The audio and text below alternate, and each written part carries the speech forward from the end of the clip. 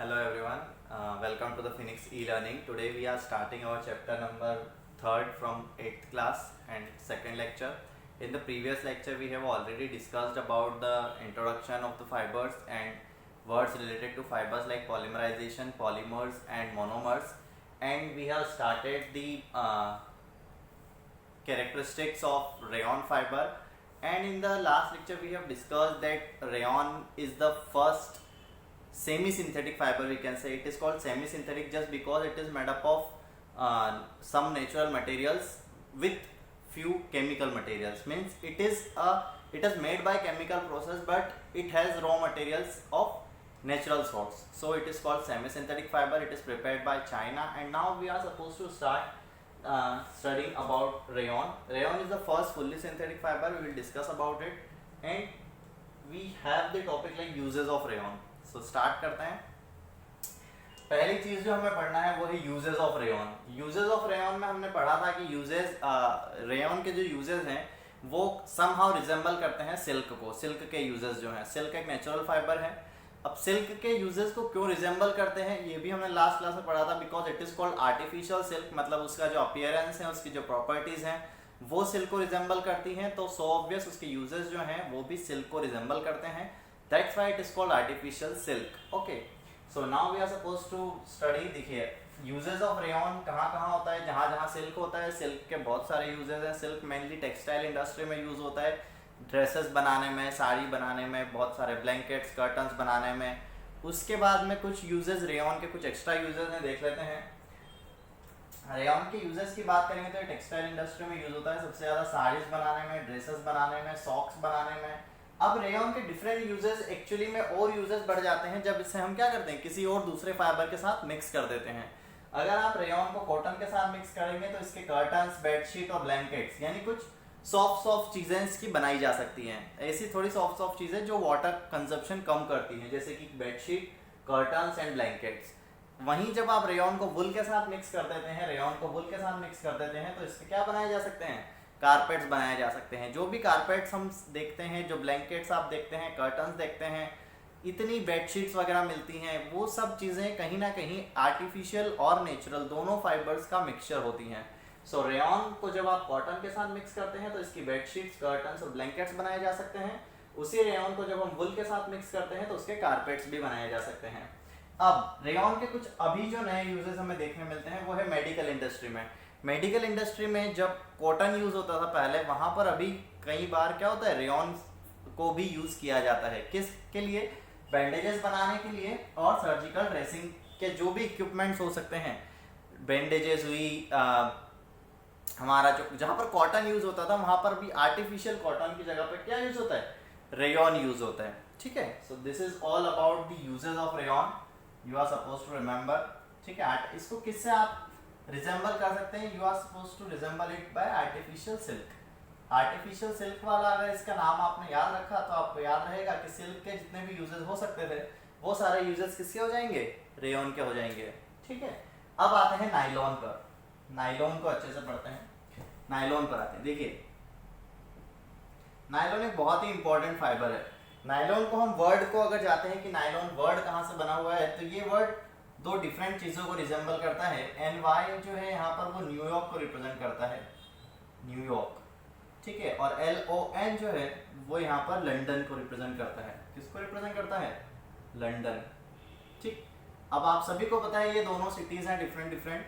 So in cities को क्यों resemble करता है, क्योंकि जिन साइंटिस्ट ने नायलॉन डेवलपमेंट में ज्यादा वर्क किया है वो दोनों साइंटिस्ट अपनी अपनी सिटीज को यहाँ पर बिलोंग करते थे. उन्हीं के कंट्रीब्यूशन को ध्यान में रखते हुए इसका नाम क्या रखा गया है, नायलॉन रखा गया है. अब आते हैं नायलॉन की प्रॉपर्टीज पे. नायलॉन को कब बनाया गया और किस तरह से इसको बहुत ज़्यादा यूजेस दिए जाते हैं. नायलॉन 1931 में डिज़ाइन किया गया. ये बात याद रखेंगे, 1931 में डिज़ाइन किया गया. किसने डिज़ाइन किया, कंट्री का कोई नाम नहीं पता चलता है, सिर्फ सिटीज़ के हमें नाम पता है कि न्यूयॉर्क और लंदन, यहाँ के साइंटिस्ट ने मिलकर इसको डिज़ाइन किया. ठीक है. अब आते हैं नायलॉन को कहते हैं first fully synthetic fibre. First fully synthetic fibre. ठीक है. फर्स्ट फुल्ली सिंथेटिक फाइबर किसको बोला जाता है, नायलॉन को बोला जाता है। फिर हम बात एक बार रिपीट करता हूं मैं कि रेयॉन हमने पढ़ा था, रेयॉन एक सिंथेटिक फाइबर है, ये आर्टिफिशियली डिजाइन किया जाता है but it has the raw materials from natural sources. अब हम बात करते हैं अगर कि हमारा जो नायलॉन हमने डिजाइन किया है वो फर्स्ट फुल्ली सिंथेटिक फाइबर है, it means what it shows, it has no raw materials from natural source. ठीक है, नेचुरल सोर्स से उसमें किसी भी तरह का कोई भी मटेरियल नेचुरल सोर्स से नहीं लिया गया है।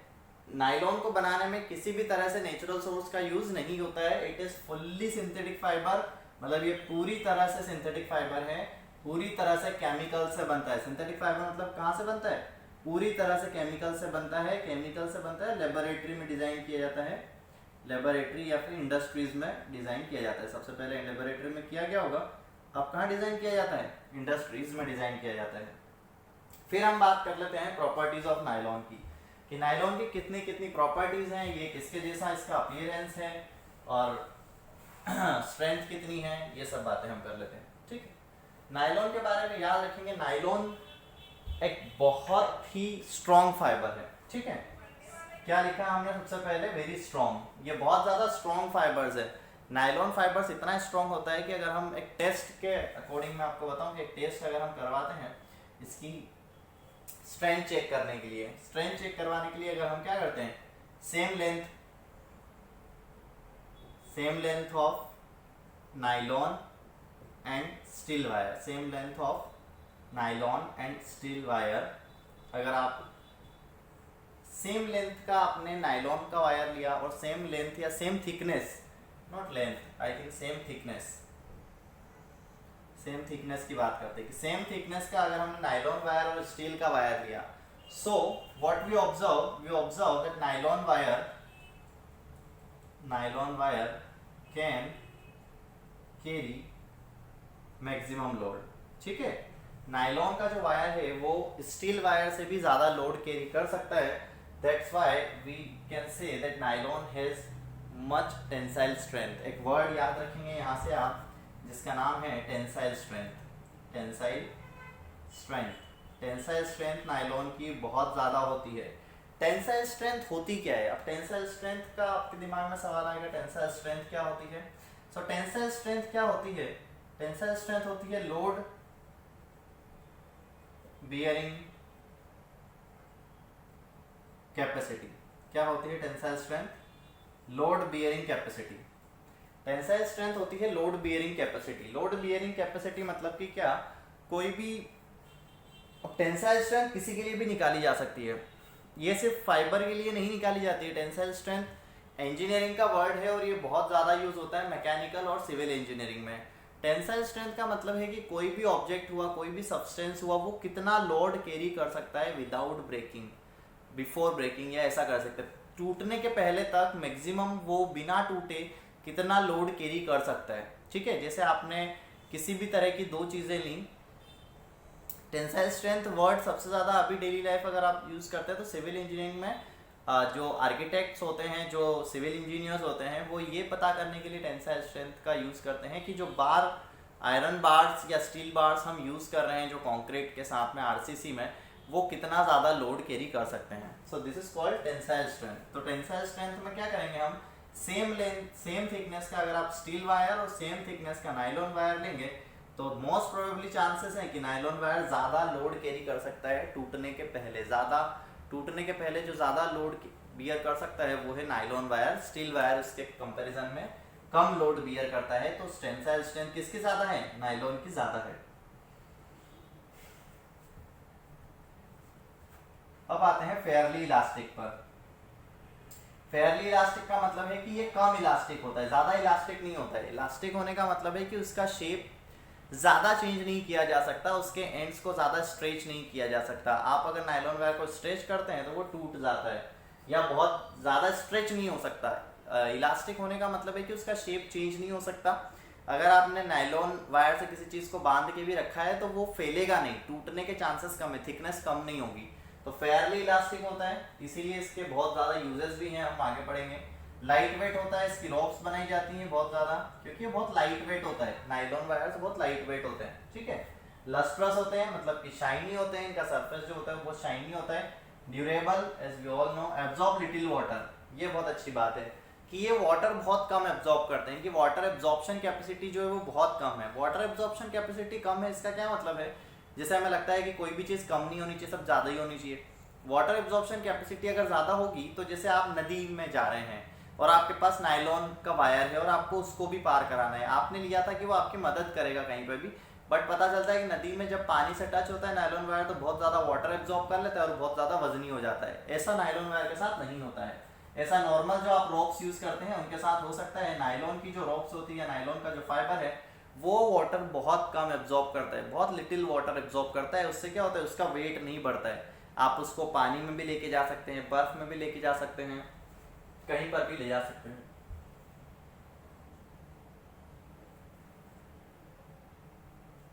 फिर यहाँ लिखा है easy to wash and easy to dry, ठीक है। वही बात कि वाटर एब्जॉर्ब ज्यादा नहीं करता है, तो ज्यादा गंदगी भी उस पर नहीं लगती है, और वो easy to wash and easy to dry होता है, आसानी से सूख जाता है। अब इन सारी प्रॉपर्टीज के बेसिस पे इसके कुछ यूजेस डिफाइन कर सकते हैं। वो सारे यूजेस क्या हैं, वही कर्टन्स बनाने में स्लीपिंग बैग्स। स्लीपिंग बैग्स का मतलब क्या है, स्लीपिंग बैग्स का मतलब है, देखिए पहली जो प्रॉपर्टी है कि इसके टेंसाइल स्ट्रेंथ अच्छी है, लोड भी ज्यादा कर सकता है, टूटता नहीं है, उसके बेसिस पे है ज्यादातर यूजेस। तो इसके ज्यादातर यूजेस इसके फिर कहाँ पे मिलते हैं, पैराशूट, जैसे कि पैराशूट लिखा हुआ है। पैराशूट कब आप यूज करेंगे, जब आप हिल क्लाइंबिंग वगैरह कर रहे होंगे, तो वहीं पर जो रोप्स यूज होती है वो बहुत ज्यादा स्ट्रॉन्ग चाहिए। जब आप मान लीजिए किसी तरह की माउंटेन क्लाइंबिंग कर रहे हैं, हिल क्लाइंबिंग कर रहे हैं, तो वहां पर यूज होता है सबसे ज्यादा। तो टेंट बनाने में पैराशूट में, पैराशूट की रोप्स बनाने में, ड्रेस बनाने में हमारी, उसके बाद में सॉक्स बनाने में नायलॉन यूज होता है, शूज का जो बेस होता है बनाने, वो बनाने में नायलॉन यूज होता है। देखते हैं, तो कर्टन्स बनाने में, स्लीपिंग बैग्स बनाने में। स्लीपिंग बैग्स वही जो जब हम कहीं बाहर आउटिंग के लिए जाते हैं तो हम टेंट जैसा कुछ रखते हैं जिसमें हम सो सकते हैं, तो this is called sleeping bags. Tents, ropes, seat belts, car वगैरह के जो सीट बेल्ट्स होते हैं वो बहुत टाइट होते हैं। उसके बाद में दूसरे जो भी बेल्ट्स होते हैं, कन्वेयर बेल्ट्स होते हैं, वो भी नायलॉन के बनाए जाते हैं बहुत बार। फिर फिशिंग नेट्स की बात कर लेते हैं, जो फिश के लिए नेट यूज होती है वो। म्यूजिकल इंस्ट्रूमेंट्स इसके बनाए जाते हैं। उसके बाद जो स्ट्रिंग्स होती है म्यूजिकल इंस्ट्रूमेंट्स की, वो भी कई बार बनाई जाती है। स्ट्रिंग्स फॉर स्पोर्ट्स रैकेट्स जो होती है वो भी किसकी बनती है, नायलॉन की बनती है। और पैराशूट, और पैराशूट से रिलेटेड जितनी भी चीज़ें हैं, चाहे हिल क्लाइंबिंग हो, चाहे माउंटेन क्लाइंबिंग हो, चाहे रिवर राफ्टिंग हो, उसमें भी जितनी भी चीज़ें जहाँ पर लोड बियरिंग कैपेसिटी ज़्यादा चाहिए और स्ट्रॉन्ग और ड्यूरेबल सब्सटेंस आपको चाहिए एज प्लास्टिक और लाइट वेट भी हो, वहाँ पर सबसे ज़्यादा किसका यूज़ होता है, नायलॉन का यूज़ होता है। Nylon is a versatile fibre, ये बहुत ज़्यादा यूज़ होने वाला फाइबर है, बहुत ज़्यादा यूज़ होता है हमारी डेली लाइफ में। नायलॉन बहुत ज़्यादा यूज़ होता है, और इतना मान सकते हैं कि नायलॉन ने हमारी लाइफ बहुत ईजी बना दी है, ठीक। सो this is all about properties and uses of nylon. I hope ये समझ आया होगा। Let's start polyester.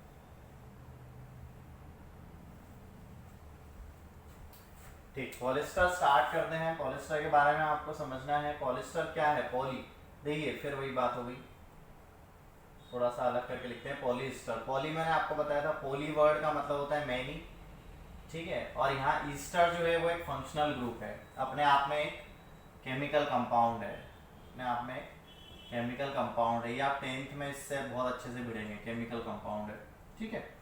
अब हम बात करते हैं पॉलिस्टर का। तो क्या मतलब है पॉलिस्टर का, तो पॉलिस्टर एक ऐसा फाइबर है जो ईस्टर की बहुत सारी यूनिट्स को कंबाइन करके बनाया जाता है, पॉलिस्टर, ठीक है।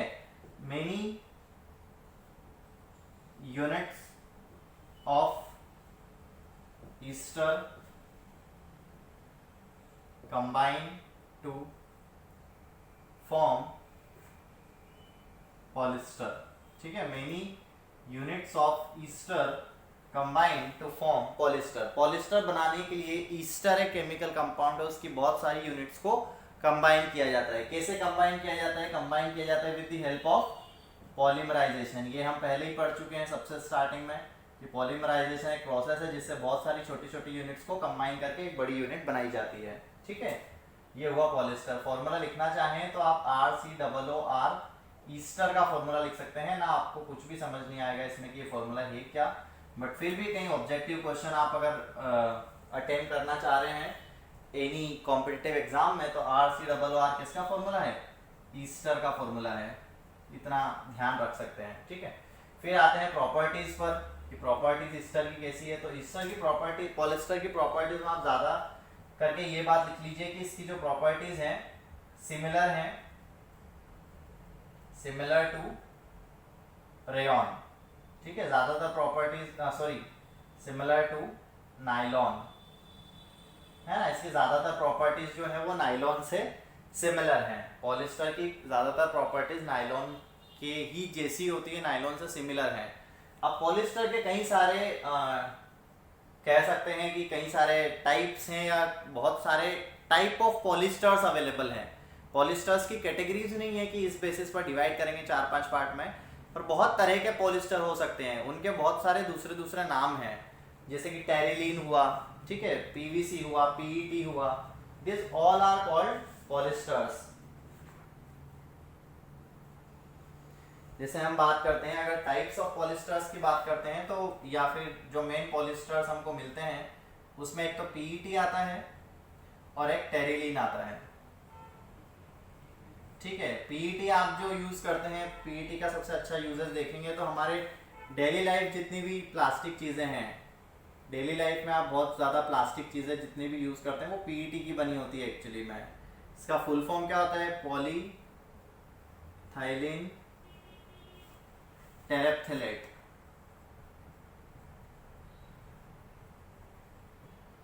पॉलीथाइलिन टेरेप्थेलेट PET का फुल फॉर्म है। डेली लाइफ प्लास्टिक जितना भी यूज़ करते हैं, जैसे कि बॉटल्स बनाने में, बकेट्स बनाने में, ठीक है, जैसे कि हमारे डस्टबिन्स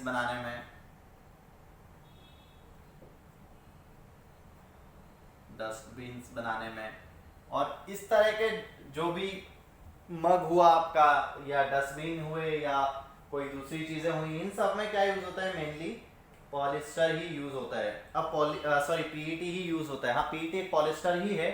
दूसरी चीजें आप PET के बारे में क्या याद रख सकते हैं? PET की बॉटल्स, बकेट्स और ड्रम्स और ये सब बनाए जाते हैं। इसकी कुछ प्रॉपर्टीज, जैसे कि ये कलरलेस होता है। कलरलेस, अब कलरलेस है और साथ में ये क्या है? ट्रांसपेरेंट है।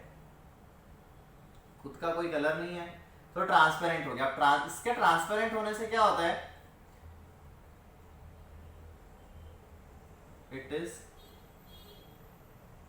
Replacing glass. ये ट्रांसपेरेंट है तो ये ग्लास जैसा काम करेगा, कांच के जैसा काम करेगा। और PET जो है वो कांच से ज्यादा ड्यूरेबल है, टूटने वाला नहीं है। एक्चुअली में प्लास्टिक है पर कांच के जैसा ट्रांसपेरेंट होता है, बिल्कुल ट्रांसपेरेंट। सो इसलिए क्या कर रहा है? ग्लास को रिप्लेस कर रहा है। ग्लास को सारा रिप्लेस करके एक फाइबर, आप समझ सकते हैं कि फाइबर की ग्रिल्स बनाई हैं। जो हमारे घरों में खिड़कियां लगती हैं वो फाइबर ग्रिल्स होती हैं। तो कौन सा फाइबर? पॉलिस्टर फाइबर में PET ही होता है, वो पॉलीइथाइलिन टेरेप्थेलेट। ये इसी के काम है सारे। ट्रांसपेरेंट होता है, कलरलेस होता है, ग्लास को रिप्लेस कर रहा है। बहुत ज़्यादा चीज़ें इसकी बनाई जा रही हैं PET की डेली लाइफ में। फिर टेरिलीन की बात करते हैं। तो टेरिलीन जो है वो कॉटन के साथ मिक्स होके टेरीकोट बनाता है। कॉटन के साथ मिक्स होके टेरीकोट बनाता है और वुल के साथ मिक्स होके टेरी वुल बनाता है, टेरी वुल। ठीक है, और ये ज़्यादा क्लोथिंग में यूज़ होता है। टेरिलीन जो है ये ज़्यादा किस में यूज़ होता है? क्लोथिंग में यूज़ होता है, पूरा ज़्यादातर क्लोथिंग में यूज़ होता है। ठीक, ये किसकी बात कर रहे हैं हम लोग? पॉलिस्टर की बात कर रहे हैं। पॉलिस्टर की बात कर रहे हैं। टाइप्स ऑफ पॉलिस्टर हम लोग देख रहे हैं। ये अगर बात करेंगे इसकी तो ये भी स्ट्रॉन्ग होते हैं, लाइट वेट होते हैं, है ना। पॉलिस्टर की बात कर रहा हूँ, लाइट वेट है, ड्यूरेबल है, ठीक है, बहुत चमकदार भी होता है ये वाला फाइबर, तो लस्ट्रस है। ये इतनी प्रॉपर्टीज पॉलिस्टर की आप याद रख सकते हैं।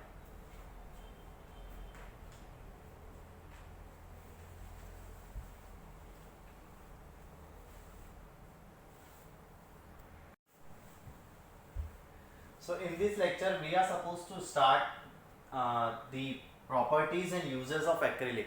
Okay, in the last lecture we have already completed about rayon, okay, and nylon and polyester and in this lecture we are supposed to start acrylic and study about it, and it is the last topic to be studied in the synthetic fiber. Let's start acrylic. acrylic को देखिए और क्या बोला जाता है, acrylic का दूसरा नाम है artificial wool. What it is called? It is called artificial wool. artificial wool बोलने का क्या मतलब है? एक्रिलिक की जो प्रॉपर्टीज है वो है ये लाइट वेट होता है, ड्यूरेबल होता है, स्ट्रॉन्ग होता है और लेस वाटर एब्जॉर्ब करता है और गर्म रखता है. It is warm. ठीक है, अगर हम इन तीनों की बात करेंगे तो इनमें से कोई भी गर्म रखने में या फिर एयर इंसुलेशन में काम नहीं आता है, बट एक्रिलिक एक एयर इंसुलेशन में काम आता है, यानी ये हमारी बॉडी को क्या रखता है, गर्म रखता है, जैसे कि नेचुरल वूल होता है, जैसे कि natural wool. That's why it is called artificial wool. जैसे हमने रेयन के केस में देखा था कि रेयन को क्या बोलते हैं, आर्टिफिशियल सिल्क बोलते हैं, artificial silk. Why? Because it has the appearance like silk. Just like that acrylic is called artificial wool because it has the properties of wool. और उसमें भी सबसे अच्छी प्रॉपर्टी है वार्म, गर्म रखना. ये हमारी बॉडी को गर्म रखता है. गर्म कैसे रखता है? ये एयर इंसुलेशन का काम करता है, एयर को ट्रैप करके रखता है पोर्स के बीच में, जिससे क्या होता है, हमारी बॉडी को एक प्रॉपर इंसुलेशन मिलता है. ठीक, तो एक्रिलिक की बाकी प्रॉपर्टीज चेक कर लेते हैं. प्रॉपर्टीज में है ये लाइट वेट होता है, सॉफ्ट होता है, स्ट्रॉन्ग होता है, ड्यूरेबल होता है, absorb very little water absorb करने के लिए इसको क्या बोला जाता है, quick dry quality. Quick dry quality का मतलब है कि जल्दी कम वाटर एब्जॉर्ब करेगा तो जल्दी सूख जाएगा. जैसे आपने अगर नेचुरल वूल हमारा देखा है, ऊन, तो वो बहुत ज़्यादा वाटर एब्जॉर्ब करता है. कोई भी ऊन के स्वेटर ले लीजिए आप, जो बिल्कुल नेचुरल वूल से बने होंगे, वो स्वेटर्स ले लीजिए, वो स्वेटर्स बहुत ज़्यादा वाटर एब्जॉर्ब करते हैं. जैसे ही आप उनको वाटर में डालेंगे, बहुत ज़्यादा वाटर एब्जॉर्ब करके बहुत हेवी हो जाएंगे. It's hard to carry. Okay, अब उसी का चीप अल्टरनेटिव है हमारा एक्रिलिक. एक्रिलिक वूल के ही जैसा बिहेव करता है, बॉडी को गर्म रखता है, साथ ही साथ ये क्विक ड्राई क्वालिटी वाला भी एक फाइबर है. क्विक ड्राई क्वालिटी वाला फाइबर है. इसका क्या मतलब है? क्विक ड्राई क्वालिटी का मतलब है कि ये वाटर कम एब्जॉर्ब करता है. कम वाटर एब्जॉर्ब करता है तो जल्दी सूख जाता है. इसका वेट ज्यादा नहीं बढ़ता. It is a light weight. क्या, लाइट वेट फाइबर है. ये बहुत अच्छी क्वालिटी है. जैसे कि आप कई बार आज के दिनों में देखते होंगे, बहुत अच्छी कंपनीज के जो स्वेटर्स या जैकेट्स जो आ रहे हैं, हुडीज आते हैं, वो बहुत पतले होते हैं, फिर भी उनका इंसुलेशन बहुत अच्छा होता है. उनका इंसुलेशन क्यों अच्छा होता है? Because they all are made up of acrylic. वो लाइट वेट हैं, बट उनका इंसुलेशन वूल के जैसा ही है. ठीक है, so this is all about the properties. Now comes to uses. तो यूजेस की बात करेंगे तो ये वूल को रिप्लेस कर रहा है. नेचुरल वूल जो होता है उसको रिप्लेस कर रहा है. उसका चीप अल्टरनेटिव है. नेचुरल वूल हमें बहुत कम मिलता है और बहुत हाई कॉस्ट का मिलता है, बट नेचुरल वूल का चीप अल्टरनेटिव क्या है? Acrylic. Less expensive alternative to natural wool. अब नेचुरल वूल से जितनी चीजें बनाई जा सकती थी वो सारी किससे बनती हैं? एक्रिलिक से. Sweaters, shawls, blankets, jackets, sports wear, socks, carpets etcetera, ये सारी चीजें किससे बनाई जाती हैं? एक्रिलिक से भी बनाई जाती हैं, जो नेचुरल वूल से बन सकती थी और बन सकती हैं. ठीक, अब आ जाते हैं, हम कुछ ऐसी बातें करते हैं जो हमें it's all about our synthetic fibres. अब देखते हैं सिंथेटिक फाइबर के बाद में हमें कुछ चीज़ें पढ़नी है. देखिए, सिंथेटिक फाइबर हमने पढ़ा, चारों पढ़े, बहुत अच्छे से पढ़े और बहुत अच्छे यूजेस आपको पता चले, प्रॉपर्टीज पता चले सिंथेटिक फाइबर की. बट कुछ और सावधानियां, कुछ प्रिकॉशंस हमें याद रखना है सिंथेटिक फाइबर से डील करते वक्त.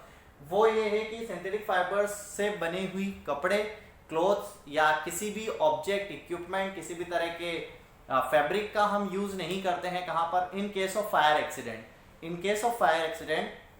It is always advised not to use synthetic fiber cloths or synthetic fabrics or any material made up of synthetic fibers. Why it is so? Synthetic fiber क्या करता है? हीट बहुत कम, मतलब heat absorb करके क्या करता है? मेल्ट हो जाता है. तो जैसे ये शर्ट है, मान लीजिए, अगर ये सिंथेटिक फाइबर की बनी है तो ये मेल्ट होकर क्या हो जाएगी? स्किन से चिपक जाएगी. तो वहां पर बहुत ज्यादा सेवर बर्न्स क्रिएट होंगे. That's why it is advise not to wear synthetic fiber clothes, fabrics or any type of material in when in case of fire accident. Okay, kitchen में भी हमें ये चीज़ अवॉइड करनी चाहिए कि हम फाइबर सिंथेटिक फाइबर से बनी हुई कोई भी चीज़ पहने। किचन में आप चाहे साड़ी पहने, कोई भी ड्रेसेस पहन के जा रहे हैं तो आप उस बात का बहुत ध्यान रखें कि वो फायर ना कैच करे। ठीक। Then in case of summer days भी हम सिंथेटिक फाइबर्स से बने हुए क्लोथ्स को अवॉइड करते हैं। ऑल्दो हम कुछ ऐसी चीज़ें पहनते हैं, जैसे मैंने बताया था पॉलिस्टर से बनी हुई टी शर्ट्स हम पहनते हैं जो स्पोर्ट्स वियर में बहुत ज़्यादा यूज़ होती है, but in case of summer days वो ज़्यादा अच्छे से यूज़ नहीं की जाती हैं बिकॉज वो स्वेट एब्जॉर्ब नहीं कर सकती। उनकी स्वेट एब्जॉर्ब करने की क्वालिटी जो होती है वो बहुत कम होती है। स्वेट एब्जॉर्ब नहीं होगा तो इवेपोरेशन के थ्रू जो कूलिंग हो सकती थी हमारी बॉडी में वो नहीं होगी। As compare to cotton, synthetic fibers are not good when it comes to wear in summer days. So this is all about synthetic fibers. In the next lecture we are supposed to start plastics. Thank you.